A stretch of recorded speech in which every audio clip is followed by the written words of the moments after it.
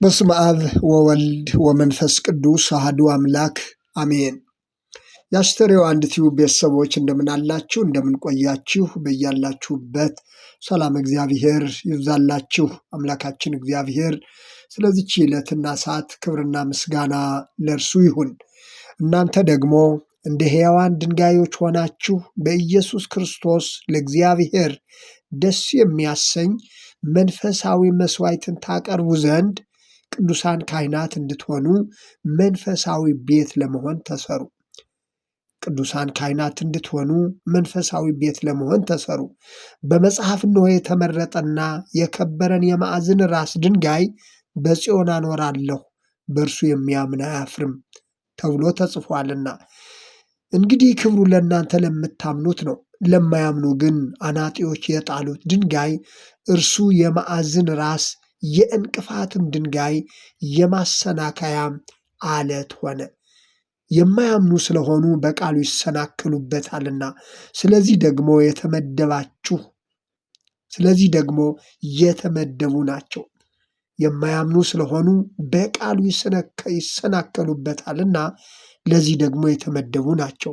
እናንተ ግን ከጨለማ ወደሚደነቅ ብርሃኑ የጠራችሁን የእርሱን በጎነት እንድትናገሩ የተመረጠ ትውልድ፣ የንጉሥ ካህናት፣ ቅዱስ ሕዝብ፣ ለእርስቱ የተለየ ወገን ናችሁ።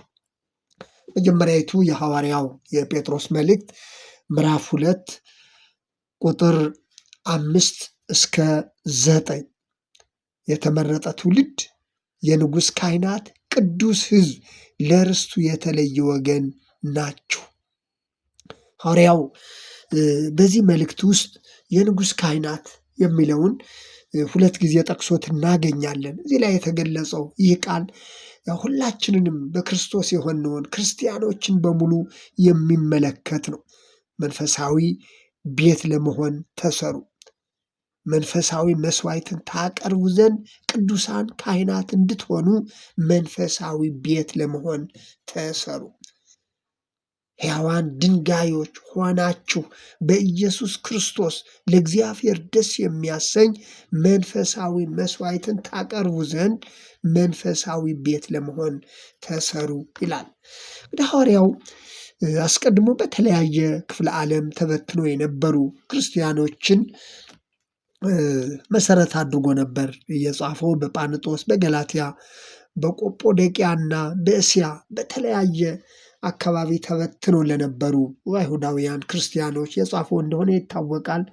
ዛሬም እያንዳንዳችን በክርስቶስ የተጠራን ሁላችንም ሕያዋን ድንጋዮች በመሆን የእግዚአብሔር መንፈሳዊ ቤት እንድንሆን የተጠራን መሆናችንን ሐዋርያው በመልእክቱ ገልጾት እናገኛለን። መንፈሳዊ ቤት ለመሆን ተሰሩ ይላል። በነገራችን ላይ ሰኔ 20 እና 21 በቤተ ክርስቲያናችን ሕንጸተ ቤተ ክርስቲያን በመባል ይታወቃል። የመጀመሪያዋ ቤተ ክርስቲያን ፊልጵስዩስ በተባለ ቦታ በድንግል ማርያም ስም መታነጿ የሚታሰብበት ዕለት ነው። ቤተ ክርስቲያናችን በየዓመቱ ቅዳሴ ቤቱ በሚል በተለይ ሰኔ 21 ደግሞ በልዩ ሁኔታ ይከበራል፣ ይታሰባል። ሐዋርያው ጴጥሮስ የገለጸው በዚህ ክፍል ላይ የተገለጸው ደግሞ ሁላችንም ሕያዋን ድንጋዮች በመሆን መንፈሳዊ ቤት እግዚአብሔር የሚያድርብን መንፈሳዊ ቤት በመሆን እንድንሰራ ነው። ሕያዋን ድንጋዮች ሆናችሁ መንፈሳዊ ቤት ለመሆን ተሰሩ ነው የሚለው። እንደሚታወቀው አንድ ሕንፃ ከተመሰረተ በኋላ በአለት ላይ ከተመሰረተ በኋላ ድንጋዮች እየተገጣጠሙ እንደሚሰሩ ይታወቃል። ሕያዋን ድንጋዮች የተባሉት ደግሞ የማዕዘን ራስ ድንጋይ ከተባለው ከክርስቶስ ጋር እየተገጣጠሙ የሚሰሩ የሚታነጹ የእግዚአብሔር ማደሪያ ስለሆኑ ስለ ክርስቲያኖች ስለ ሁላችንም የተነገረ ቃል መሆኑን ልናስተውል ያስፈልጋል። ሐዋርያው ጴጥሮስ አለት ተብሏል። አንተ አለት ነህ፣ ቤተ ክርስቲያኔን በአንተ ላይ እመሰርታታለሁ ተብሎ ተገልጿል። በዚህ አለት ላይ የተመሰረተች ቤተ ክርስቲያን የማትናወጥ ቤተ ክርስቲያን ናት። ሐዋርያው ጳውሎስም በኤፌሶን መልእክቱ ላይ በሐዋርያትና በነቢያት መሰረት ላይ ታንጻችኋል፣ የማዕዘኑም ራስ ድንጋይ ክርስቶስ ኢየሱስ ነው፣ በእርሱም ሕንፃ ሁሉ እየተጋጠመ በጌታ ቅዱስ ቤተ መቅደስ እንዲሆን ያደርጋል ይላል። በጌታ ቅዱስ ቤተ መቅደስ እንዲሆን ያደርጋል። በእርሱም እናንተ ደግሞ ለእግዚአብሔር መኖሪያ ለመሆን በመንፈስ ትሰራላችሁ። በመንፈስ አብራችሁ ትሰራላችሁ። ለዚህ የጠራን አምላካችን ስሙ የተመሰገነ ይሁን። ሕንፃ ሁሉ አለ እየተጋጠመ በጌታ ቅዱስ ቤተ መቅደስ እንዲሆን ያደርጋል።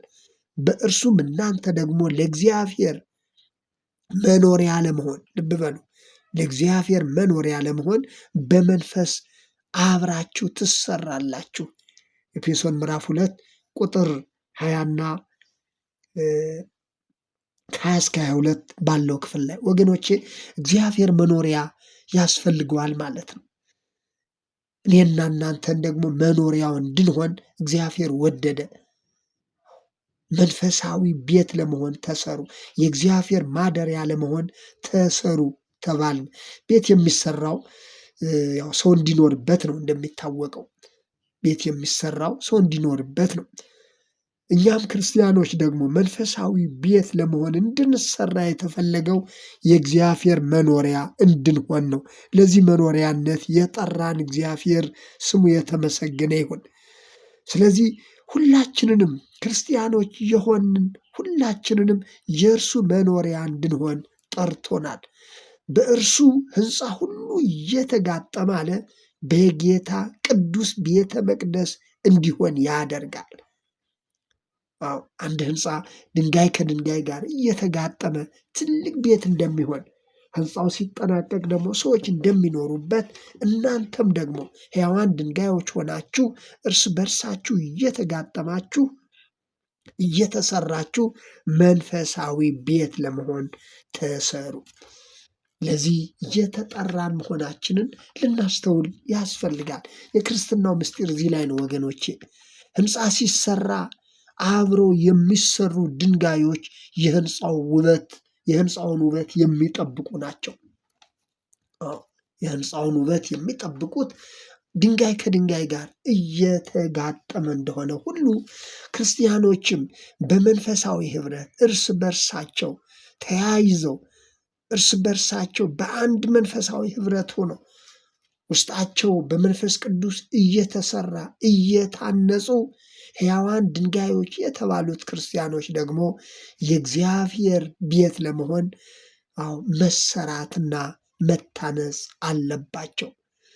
ስለዚህ ማንም የእግዚአብሔር ቤተ መቅደስ መሆን የሚፈልግ ወደ እርሱ መቅረብና በኢየሱስ ክርስቶስ እግዚአብሔርን ደስ የሚያሰኝ መንፈሳዊ ቤት ለመሆን መሰራት አለበት አለ ሐዋርያው ጴጥሮስ።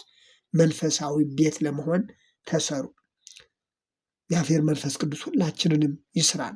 እያንዳንዳችን እንደ አንድ ክርስቲያን ምን ያህል መንፈሳዊ ቤት ለመሆን ተሰርተናል የሚለውንም እያሰብን እያሰላሰል ይበልጥ በመንፈሳዊ ሕይወታችን እንድንሰራ የምንማርበት ቃል ነው ወገኖች። እግዚአብሔር በብሉይ ኪዳን በመካከላቸው አድር ዘንድ መቅደስ ስሩልኝ ይል ነበር። ኦሪት ዘጸአት ምዕራፍ 25 ላይ እንደተገለጸው በመካከላቸው አድር ዘንድ መቅደስ ስሩልኝ ይል ነበር። በአዲስ ኪዳን ግን እናንተ የእግዚአብሔር ቤተ መቅደስ ናችሁ ተባልን። ክብርና ምስጋና ለአምላካችን ይሁን። እናንተ የእግዚአብሔር ቤተ መቅደስ ናችሁ። እናንተ የእግዚአብሔር ማደሪያ ለመሆን በመንፈስ ተሰሩ፣ በመንፈስ ታነጹ ተባልን። ይህ ማለት እግዚአብሔር የሚመለክበት ስርዓተ አምልኮ የሚፈጸምበት ቅዱስ ቁርባን አገልግሎት የሚፈጸምበት የቤተ ክርስቲያን ሕንፃ አያስፈልግም ማለት አይደለም። ነገር ግን የአዲስ ኪዳን ቤተ መቅደስ እኛው ራሳችን መሆናችንን ግን መርሳት የለብንም። ስለዚህ አንድ ሕንፃ አንድ ህንፃ ሲሰራ ድንጋይ ከድንጋይ ጋር እየተጋጠመ እንደሚሰራ ሁሉ ሕያዋን ድንጋዮች የተባሉ ክርስቲያኖች ሕያዋን ድንጋዮች የተባልን ክርስቲያኖችም እርስ በርሳችን እየተጋጠምን ልክ ህንፃው ሲሰራ ድንጋይ ከድንጋይ ጋር እየተጋጠመ እንደሚሰራ መንፈሳዊ ቤት ለመሆን በዚህ መንገድ ተሰሩ በማለት ሐዋርያው ጴጥሮስ በመልእክቱ እንደዚሁም ሐዋርያው ጳውሎስ በመልእክቱ የገለጸውን አይተናል። ምናልባት ሁሉም በእውቀቱ፣ በገንዘቡ፣ በጉልበቱ፣ በጊዜው የሚያማምሩ ህንፃዎችን እንደሚሰራ የሚታወቅ ነው። ሁላችሁም ገንዘብ ጉልበታችሁን፣ ጊዜያችሁን ሰጥታችሁ የሚያማምሩ ውብ የሆኑ ህንፃ ቤተ መቅደሶችን እየሰራን እንደሆነ የሚታወቅ ነው። እኛው የእግዚአብሔር መኖሪያ የእግዚአብሔር መንፈሳዊ ቤት የእግዚአብሔር ቤተ መቅደስ ለመሆን ካልተሰራን የቤተ ክርስቲያን ምስጢር የክርስቶስ ቤተ ክርስቲያን ምስጢር ምን እንደሆነ ገና አልተረዳንም ማለት ነው።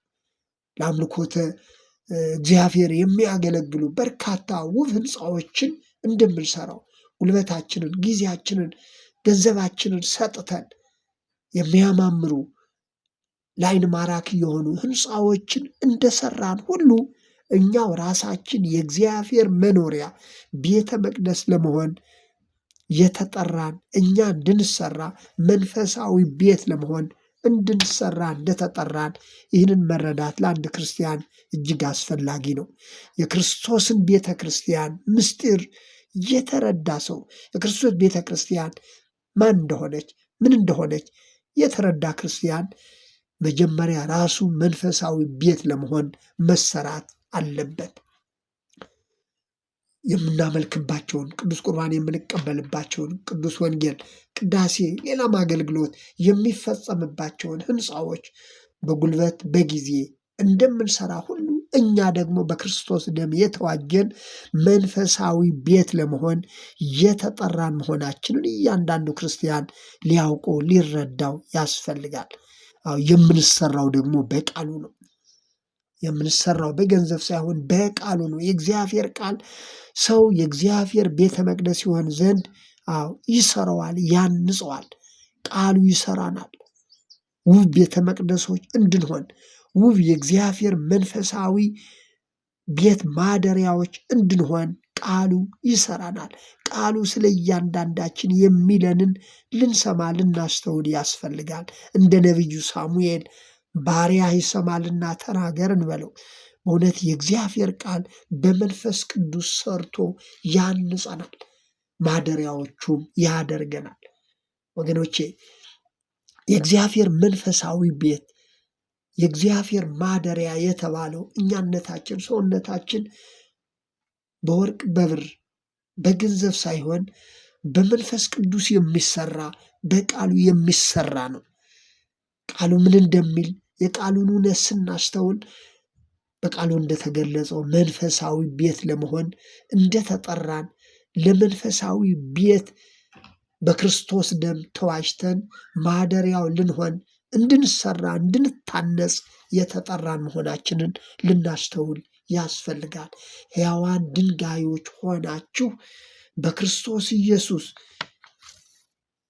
እግዚአብሔርን ደስ የሚያሰኝ መንፈሳዊ መስዋዕትን ታቀርቡ ዘንድ መንፈሳዊ ቤት ለመሆን ተሰሩ። መንፈሳዊ ቤት ለመሆን ተሰሩ። ምን ያህል እግዚአብሔር በእኔ ሕይወት ውስጥ ያድርብኛል፣ በእኔ ሕይወት ውስጥ እግዚአብሔር ያድር ዘንድ እኔ ማን ነኝ ብለን መንፈሳዊ ሕይወታችንን አይተን መንፈሳዊ ቤት ለመሆን ዕለት ዕለት መሰራት፣ ዕለት ዕለት መታነጽ ይገባናል። አንድ ቤት በአንድ ጊዜ ተጀምሮ በአንድ ጊዜ እንደማያልቅ መሰረት ተጥሎበት ወዲያውኑ ህንፃው ተገጣጥሞ ወዲያውኑ በአንድ ጀንበር ቤት እንደማይሆን ሁሉ የክርስትና ሕይወትም በሂደት ልክ ቤት ሲሰራው በሂደት እንደሚሰራ በሂደት ተሰርቶ እንደሚጠናቀቅ የእኛም ሕይወት ዕለት ዕለት እየታነጸ ዕለት ዕለት በመንፈሳዊ ሕይወቱ እያደገ የእግዚአብሔር ቤት ለመሆን መንፈሳዊ ቤት ለመሆን የተጠራን መሆናችንን ልናስተውል ያስፈልጋል። ስለነበረን ጊዜ እግዚአብሔር ስም የተመሰገነ ይሁን።